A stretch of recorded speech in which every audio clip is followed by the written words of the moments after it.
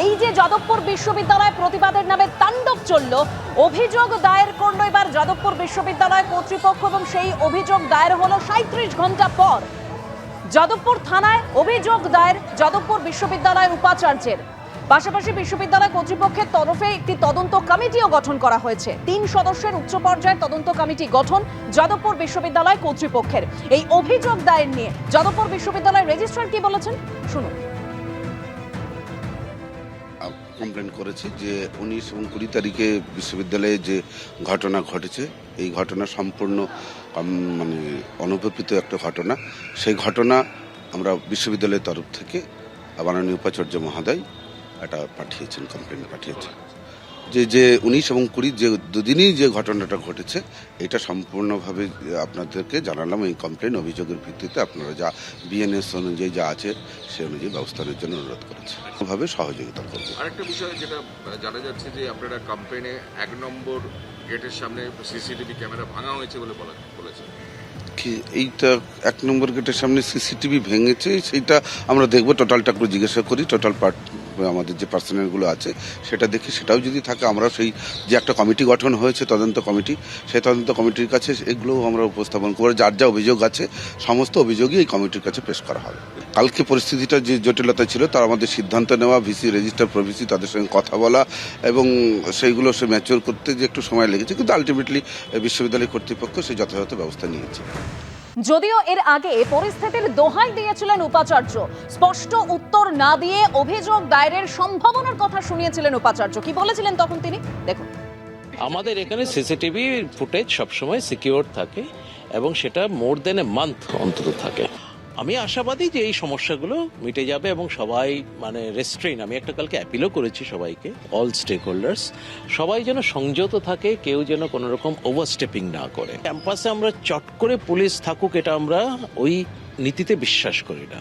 Police দিয়ে শান্তি শৃঙ্খলা বজায় রাখা হবে এই নীতিতে আমরা বিশ্বাস করি না। আমরা বিশ্বাস করি যে প্রত্যেকের সহমর্মিতা এবং সহযোগিতার ভিত্তিতেই ক্যাম্পাসে শান্তি বজায় থাকবে। যারা আর কি কর্মচারী রয়েছেন, ছাত্রছাত্রী রয়েছেন, গবেষক গবেষিকা রয়েছেন, অধ্যাপক অধ্যাপিকা রয়েছেন, তারা অবশ্যই থাকবেন, তারা আসতেই পারেন, কিন্তু তাই বলে বহিরাগত আসাটা কখনোই কাম্য নয়, সেটা যে দলেরই বা যে রাজনৈতিক রঙেরই হোক না। যদিও ওই যাদবপুর কাণ্ডে এবার রাজ্যের মন্ত্রী দিলীপ ঘোষের মুখেও সার্জিক্যাল স্ট্রাইকের প্রসঙ্গ উঠে আসলো। আর অন্যদিকে পাল্টা সৃজন ভট্টাচার্য সিপিএম নেতা কি বলেছেন শুনুন পরপর। পরিবর্তন হয়েছে, অনেক কিছুই হবে, 6 মাস অপেক্ষা করুন, একটু উঠা পাটা উল্টা পাল্টা। তবে এটা ঠিক যে দাদাগিরি, দেশবিরোধী ক্রিয়াকলাপ এটা চলতে দেওয়া যাবে না কোথাও। টিএমসি এদেরকে পুষে রেখেছিল, দেশ বিরোধীদেরকে। আমাদের লোকেরা ওখানে সার্জিক্যাল স্ট্রাইক করেছিল, আমি বলেছিলাম এগুলো চলবে না, বন্ধ করুন, এবং সেদিন আমরা করেছিলাম, এসএফআইয়ের অফিস টফিস ভেঙে দেওয়া হয়েছিল। আবার যদি ওখানে এরকম দেশবিরোধী গতিবিধি বা স্লোগান উঠে একই ঘটনা ঘটবে, আবার সার্জিক্যাল স্ট্রাইক হবে। যাদবপুর সম্পর্কে মাঝে মধ্যে নিজে ভেসে থাকার জন্য 4টে কমেন্ট করেন, ওগুলো কেউ পাত্তা দেয় না। দিলীপ ঘোষ আগে শুভেন্দু অধিকারীদের সামলান, তারপরে যাদবপুর দেখবেন। ওনার নিজের দলের মধ্যেই গোয়াল ঘরে এত গুতগুতি। বাংলার সংস্কৃতি, বাংলার ইতিহাস, আমাদের স্বাধীনতা সংগ্রাম, এই সবটাকে যত তাড়াতাড়ি অপমান করবে বিজেপি, তত তাড়াতাড়ি ওরা মানুষের মন থেকে মুছে যাবে, সেই প্রক্রিয়া শুরু হয়ে গেছে। আর গতকাল যাদবপুর কাণ্ডের প্রতিবাদে এবার কংগ্রেসের মিছিল যাদবপুর বিশ্ববিদ্যালয় 4 নম্বর গেট থেকে থানা পর্যন্ত এই মিছিল যাবে। তারা ডেপুটেশন জমা দেবে। সরাসরি সেখান থেকে আমাদের প্রতিনিধি সুকান্ত মুখোপাধ্যায় রয়েছেন। সুকান্ত, দেখো কিছুক্ষণ আগে আমরা দেখাচ্ছিলাম যে 4 নম্বর গেটের কাছে ছাত্র পরিষদের তরফে বিক্ষোভ দেখানো হচ্ছিল প্রিয়াঙ্কা চৌধুরীর নেতৃত্বে, যিনি স্টেট প্রেসিডেন্ট।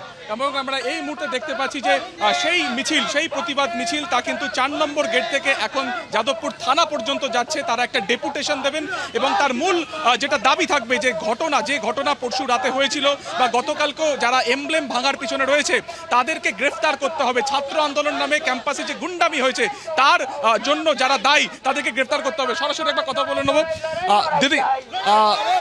দিদি আপনারা এখন ডেপুটেশন দিতে যাবেন, কি দাবি রয়েছে?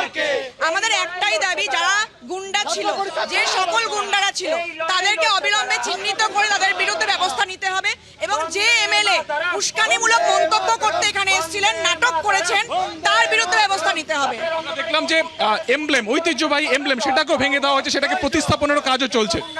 দেখুন, এরা কোনোদিনও বাংলার ঐতিহ্যও বোঝে না, বাংলার গরিমাও জানে না। এদের মধ্যে যতজন আজকে আমাদের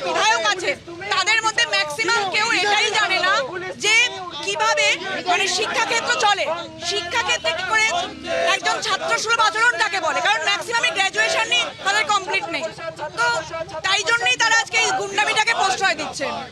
আমরা দেখতে পাচ্ছি এই যে বিক্ষোভ, সেই বিক্ষোভের যে দাবি তারা রয়েছে, সেই ডেপুটেশন নিয়ে তারা যাচ্ছেন যাদবপুর থানা, এবং সেই থানাতেই তারা কিন্তু সেই ডেপুটেশন জমা দেবেন। যারা এই বিক্ষোভ দেখিয়েছিলেন, যারা তাণ্ডব চালিয়েছিলেন গত পরশু থেকে গতকাল পর্যন্ত, তাদেরকে গ্রেফতার করতে হবে, এবং যেভাবে এমব্লেম ভাঙা হয়েছে তার নেপথ্যেও যারা রয়েছে তাদেরকে শাস্তি দিতে হবে। এবং অবশ্যই তিনি কিন্তু এটাও বললেন, বা কংগ্রেসের তরফে এটাও, ছাত্র পরিষদের তরফে এটাও বলা হচ্ছে যে বিধায়িকা উস্কানিমূলক মন্তব্য করেছিলেন তার বিরুদ্ধেও ব্যবস্থা নিতে হবে। ফলত একাধিক দাবিকে কেন্দ্র করে 4 নম্বর গেট থেকে সেই মিছিল শুরু হয়েছে, এবং থানা পর্যন্ত গিয়ে তারা অফিসার ইনচার্জ যিনি রয়েছেন থানার, তাকে ডেপুটেশন দেবেন এই গোটা ঘটনার তদন্তের জন্য। ছাত্র পরিষদের এই মিছিল আর কিছুক্ষণের মধ্যেই থানা চত্বরে গিয়ে পৌঁছবে। একদম সুকান্ত, ছাত্র পরিষদের এই মিছিল আর কিছুক্ষণের মধ্যে থানার সামনে পৌঁছবে। যাদবপুর বিশ্ববিদ্যালয় 4 নম্বর গেট থেকে এই মিছিল শুরু হয়েছে। কিভাবে গতকাল পরিস্থিতি উত্তপ্ত হয়ে ওঠে একেবারে সেই ছবি আপনাদের সামনে তুলে ধরছি। যাদবপুর বিশ্ববিদ্যালয়ের এই ভাইরাল ভিডিও।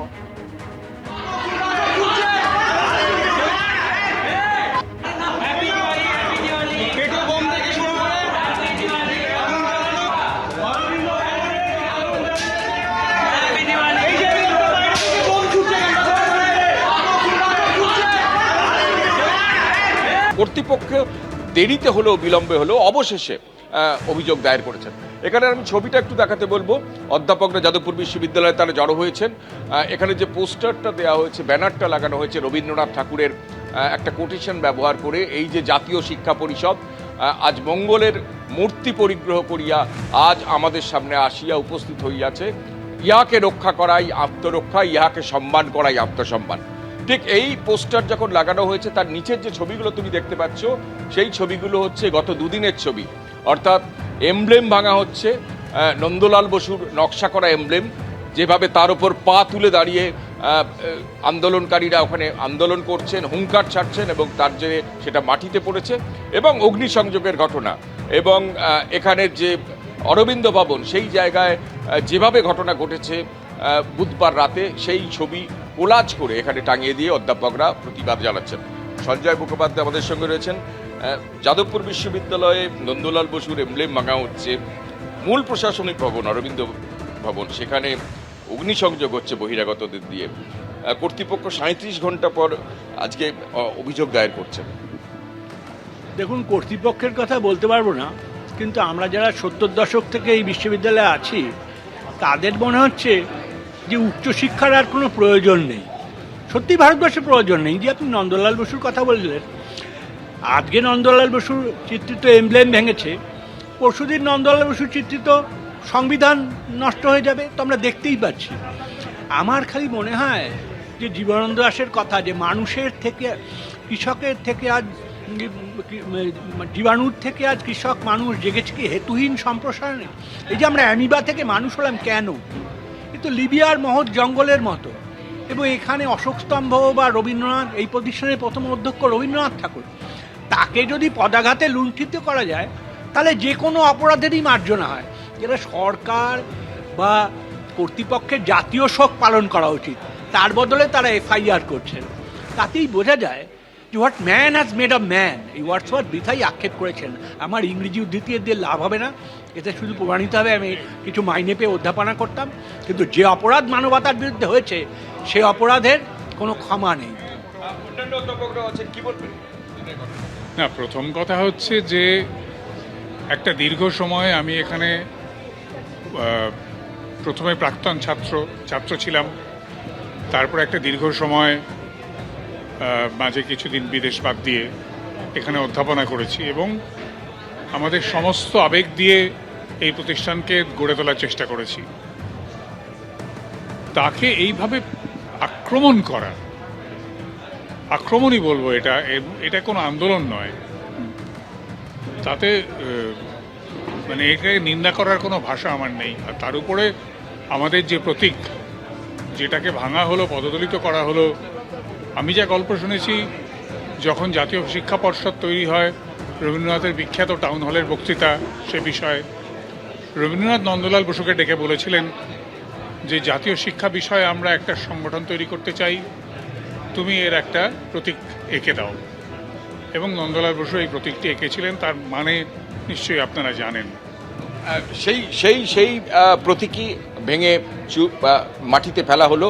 অর্থাৎ এই প্রতিবাদের ছবি শুধু ছাত্রদের মধ্যে নয়, শিক্ষকদের মধ্যে, অধ্যাপকদের মধ্যেও দেখা যাচ্ছে। এবিপি আনন্দ, এগিয়ে থাকে, এগিয়ে রাখে।